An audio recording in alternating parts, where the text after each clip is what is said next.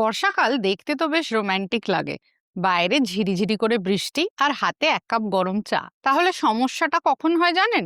যখন আমরা চিরুনিটা হাতে নিই। মাথায় চিরুনি চালালেই কি গোছা গোছা চুল হাতে উঠে আসছে? চান করতে গিয়ে কি মনে হচ্ছে অর্ধেক চুল ড্রেনেই ভেসে গেল? যদি আপনার সাথেও এই সমস্যা হয়, তবে একদম চিন্তা করবেন না।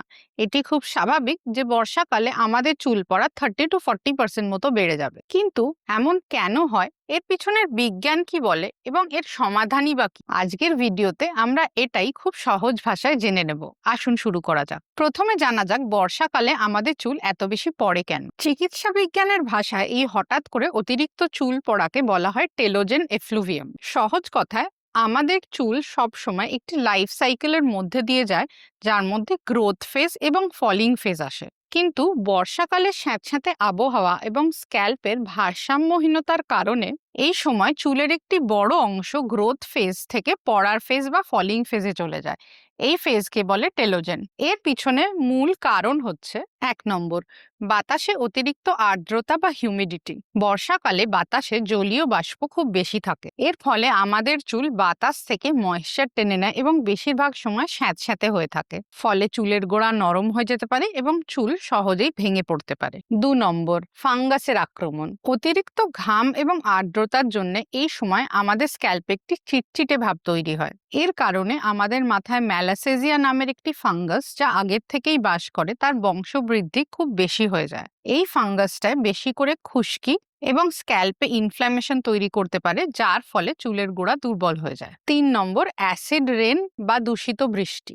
বৃষ্টির জল দেখতে যতটাই ফ্রেশ লাগুক না কেন, বাতাসে থাকা দূষণ এবং কেমিক্যাল এই জলের সঙ্গে মিশেই যায়। এই জল মাথায় লাগলে স্ক্যাল্পের পিএইচ ক্ষতিগ্রস্ত হয়, যার ফলে চুল পড়াও বেড়ে যেতে পারে। কারণ তো জানা গেল, এবার আসি আসল কথায়, এর থেকে বাঁচার উপায় কি। প্রথমেই দেখে নেব কিছু ঘরোয়া সমাধান যা আপনি সহজে করতে পারেন। 1 নম্বর, চুল যথাসম্ভব শুকনো রাখুন। যদি বৃষ্টিতে ভিজে যান, তবে দেরি না করে বাড়ি ফিরেই মাথার চুল ভালো জল দিয়ে ধুয়ে পরিষ্কার করুন। তারপর ফ্যান বা কুল সেটিং এ হেয়ার ড্রায়ার দিয়ে চুলকে শুকনো করে নিন।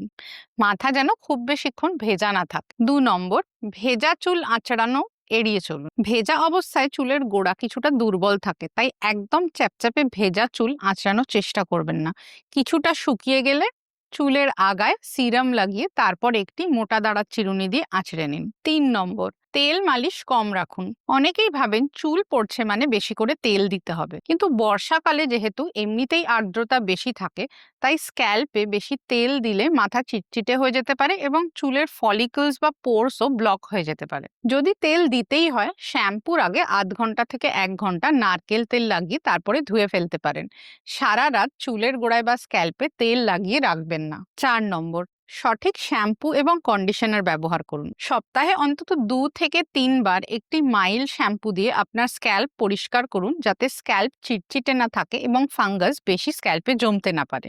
যদি আপনার স্ক্যাল্প খুব বেশি অয়েলি হয়, তবে সপ্তাহে 1 বার করে ক্ল্যারিফাইং শ্যাম্পু ইউজ করতে পারেন, যার মধ্যে এক্সফোলিয়েটিং এজেন্টস দেওয়া থাকে। আর হ্যাঁ, শ্যাম্পুর পরে অবশ্যই কন্ডিশনার লাগাবেন, কিন্তু এটি ডাইরেক্ট স্ক্যাল্পে লাগাবেন না। চুলের গোড়া থেকে অন্তত 2 ইঞ্চি ছেড়ে বাকি হেয়ারে লাগাবেন। কিছু এভরিডে মাইল্ড শ্যাম্পুর এক্সাম্পল হচ্ছে মাইল্ডি শ্যাম্পু, সেবামেড এভরিডে শ্যাম্পু, ট্রাইক্লেন্স শ্যাম্পু। কিছু ক্ল্যারিফাইং শ্যাম্পুর এক্সাম্পল হচ্ছে L'Oreal hyaluron pure shampoo with salicylic acid, Biolage scalp sync clarifying shampoo, এতে আছে স্যালিসাইলিক এবং গ্লাইকোলিক অ্যাসিড। তুলনায় একটু মাইল্ড হচ্ছে বায়োডার্মা নোট জি পিউরিফাইং শ্যাম্পু। যদি ঘরোয়া উপায় কাজ না হয়, তাহলে চিকিৎসকের পরামর্শ নেওয়া উচিত। চিকিৎসকরা সাধারণত যা সাজেস্ট করে থাকেন তা হলো মেডিকেটেড শ্যাম্পু ব্যবহার করা।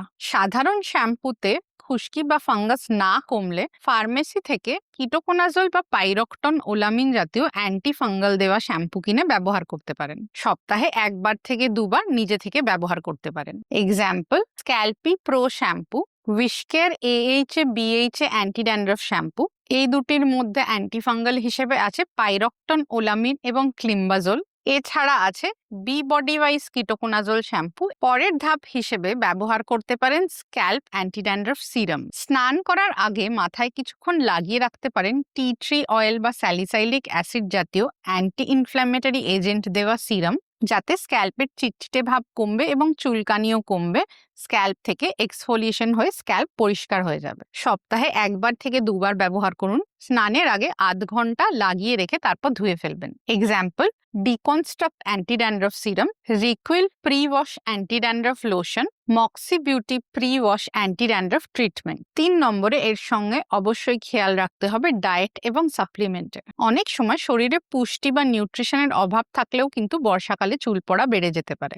ডায়েটে রাখুন প্রোটিন এবং ওমেগা 3 ফ্যাটি অ্যাসিড। খেতে পারেন ডিম, বাদাম, সবুজ শাকসবজি এবং দিনে অন্তত 8 থেকে 10 গ্লাস করে জল। প্রয়োজনে ডাক্তারের পরামর্শে নিতে পারেন ভিটামিন D3, বায়োটিন বা ওমেগা 3 ফ্যাটি অ্যাসিড দেওয়া সাপ্লিমেন্ট। মনে রাখবেন, প্রতিদিন 50 থেকে 100টা করে চুল পড়া কিন্তু নর্মাল হতে পারে, অ্যাজ লং এজ সেই চুল আবার সুন্দরভাবে রিগ্রো হয়ে যাচ্ছে। যদি হঠাৎ করে চুল পড়ার পরিমাণ অনেকটা বেড়ে যায় বা স্ক্যাল্প ফাঁকা হয়ে যাওয়া বা টাক পড়া টাইপের সমস্যা দেখা দেয়, তবে অবশ্যই একজন ডার্মাটোলজিস্টের পরামর্শ নেবেন।